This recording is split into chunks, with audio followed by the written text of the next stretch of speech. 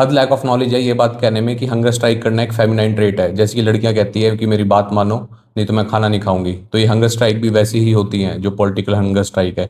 फिर ये प्रोटेस्ट करने के तरीके पे एम सेट करने के लिए एग्जाम्पल देते हैं सुभाष चंद्र बोस का। अब मैं कुछ पॉइंट्स बताऊंगा, अगर किसी में कोई डाउट है तो मेरे को कमेंट सेक्शन में बताना।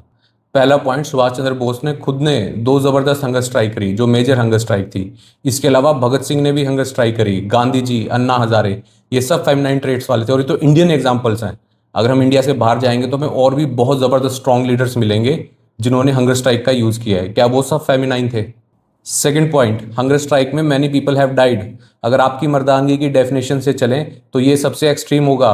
क्या किसी पर्पज के लिए मर जाना आप मर्दानगी नहीं मानते?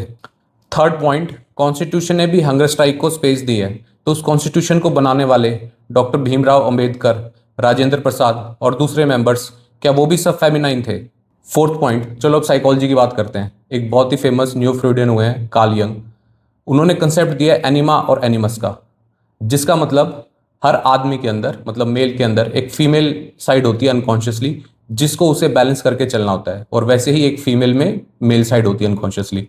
अगर एक आदमी अपनी फीमेल साइड को बैलेंस नहीं करके चलेगा तो वो अपने बिहेवियर में कोल्ड, सिनिकल और सीडो इंटेलेक्चुअल बन जाएगा। फिफ्थ पॉइंट, एक वाइफ का अपने हस्बैंड को किसी इमोशनल इक्वेशन में या अंडरस्टैंडिंग में ये कहना कि आपने मुझे ये कह दिया, आपने मुझे ये नहीं दिलाया इसलिए मैं खाना नहीं खाऊंगी, उसको कंपेयर करना एक पॉलिटिकल टूल से जिसका एक स्पेसिफिक ऑब्जेक्टिव है सोसाइटी की वेलफेयर के लिए, और इतने सारे लोग इन्वॉल्व हैं उसमें, तो क्या ये एनालॉजी ठीक है? मुझे तो ये किसी भी लॉजिक से ठीक नहीं लग रही। Sixth point, constitutional space, political freedom और ऑब्जेक्टिव को देखकर ऐसा वेपन चूज किया जाता है जिससे लोगों को मोबिलाइज किया जा सके। अब हम बात बात में आजाद हिंद फौज नहीं खड़ी कर सकते। सेवंथ पॉइंट, हंगर स्ट्राइक एक हायर पॉलिटिकल और स्पिरिचुअल वेपन है। इसका हायर पर्पस क्या है कि हम दूसरे को कष्ट पहुंचाने से पहले हम खुद को कष्ट पहुंचाएंगे अगर हमने कोई ऑब्जेक्टिव अचीव करना है। एट्थ पॉइंट, और ये सबसे इंपॉर्टेंट बात है कि फेमिनाइन होने में कोई बुराई नहीं है, ये हमें और भी बैलेंस पर्सनैलिटी बनाता है।